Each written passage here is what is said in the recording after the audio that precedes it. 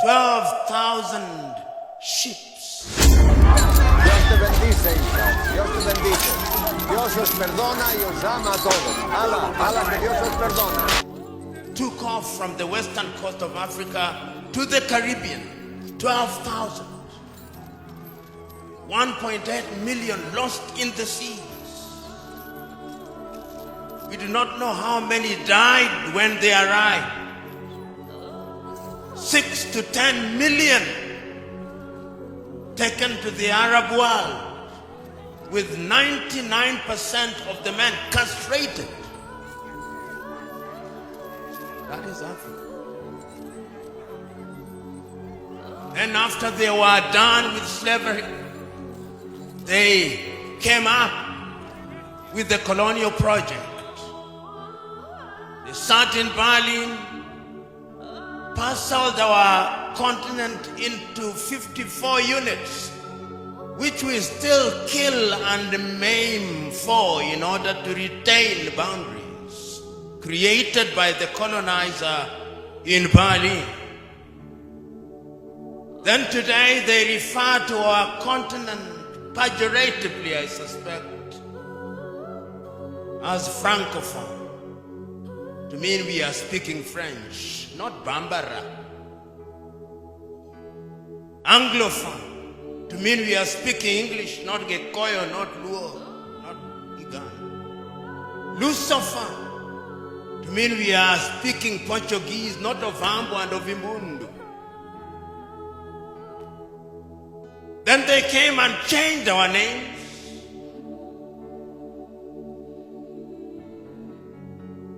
Then at one time they even said that God could not understand our languages. God could only speak in Latin.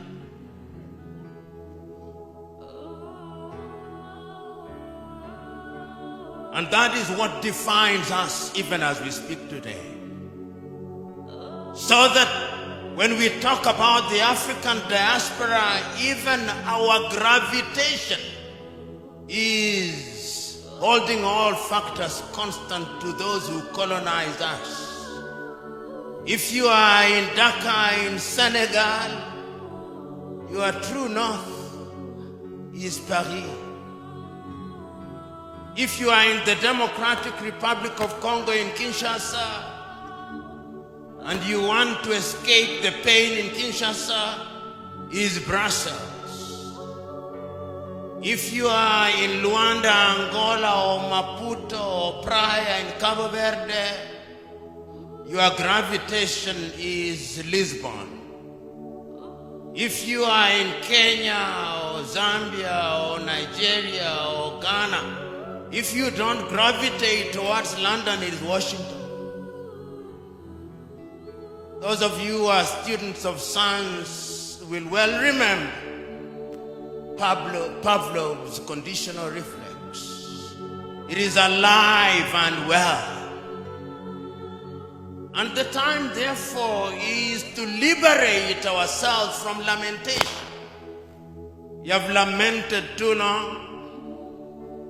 We have agonized too long. The time is to give meaning to the statement made by Tanzania's Julius Nyerere on the 6th day of March 1997, when he was the guest of honor on the occasion of the 40th anniversary of Ghana's independence. And Mwalimu said, if Africa does not unite, there is no future for Africa.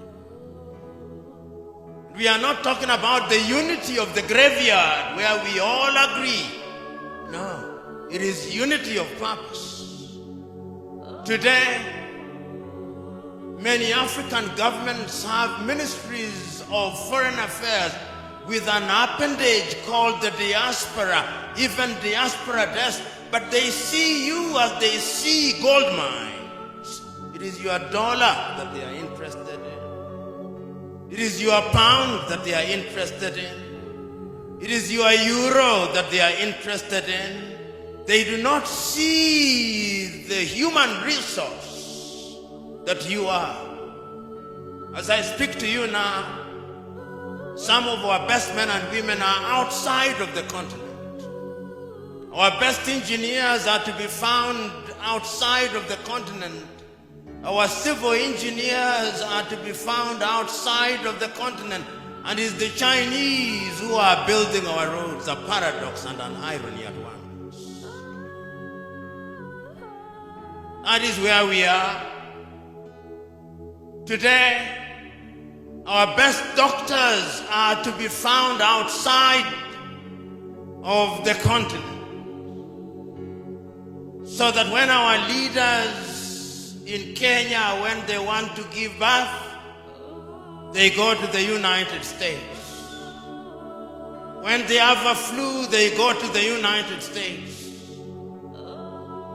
When they are about to die, they go to Europe and America and India.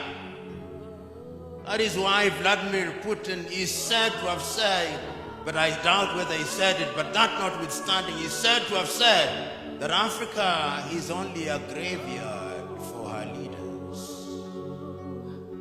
We can do better, because history has demonstrated that whenever we wanted to do better, we did.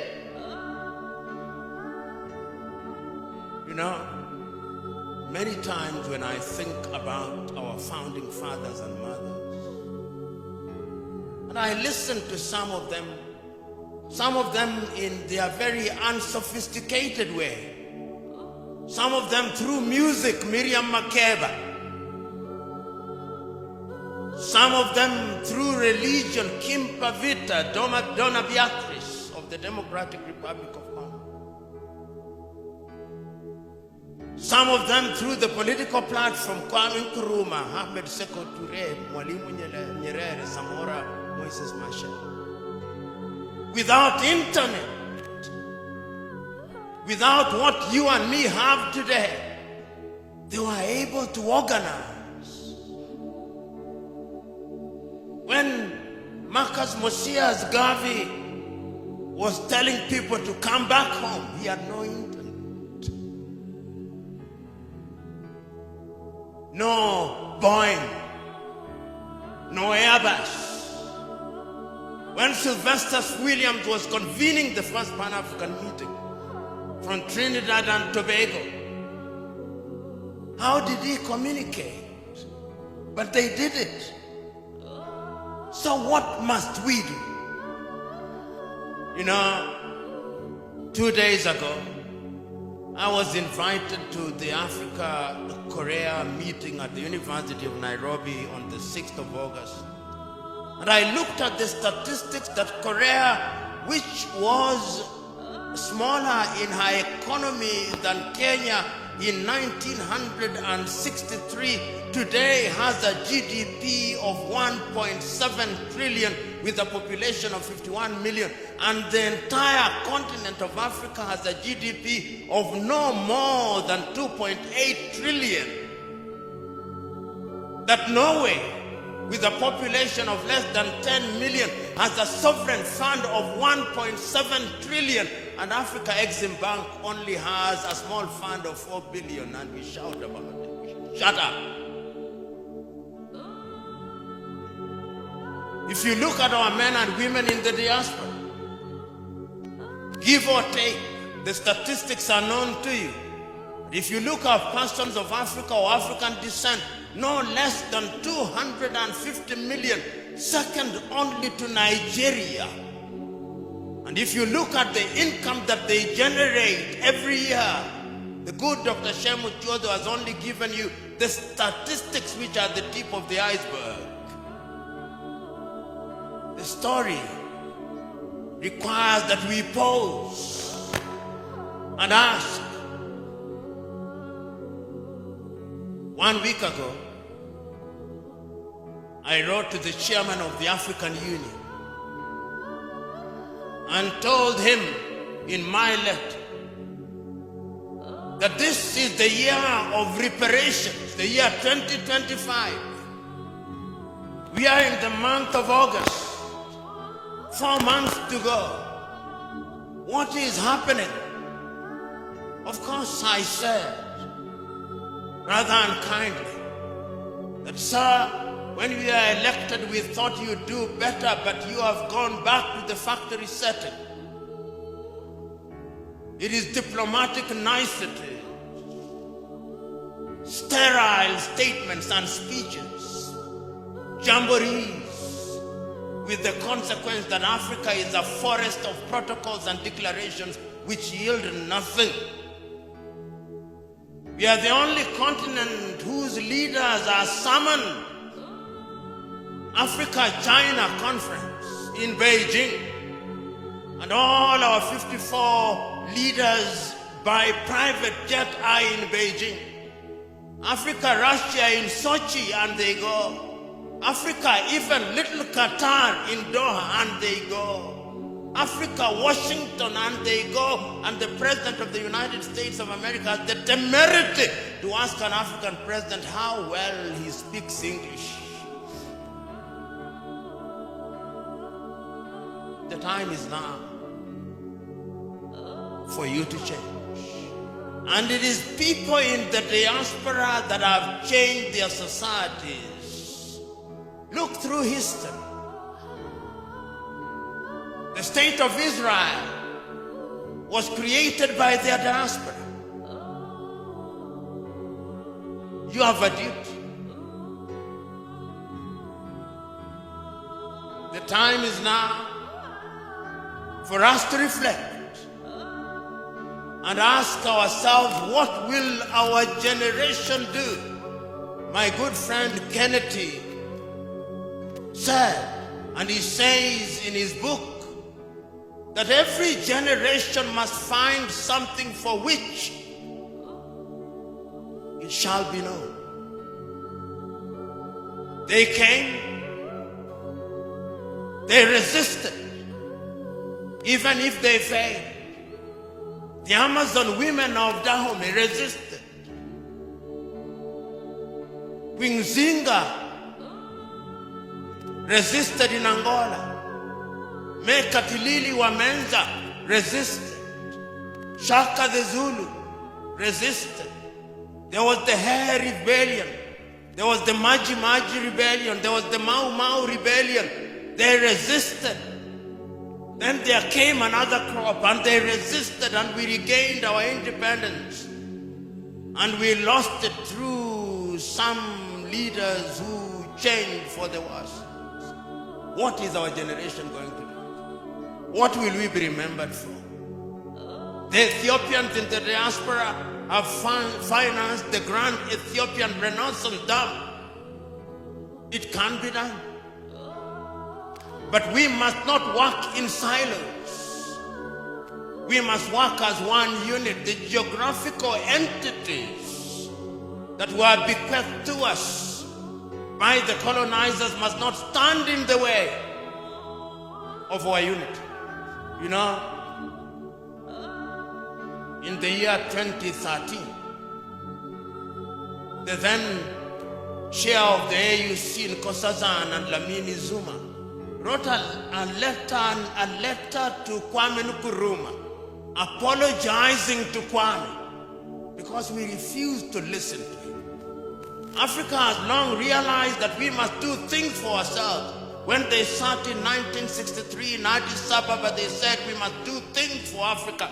We must have intra-African trade. They repeated the same again in 1973 in Addis Ababa, repeated it again in 1980 in Lagos, repeated it again in Addis Ababa in the year 2013.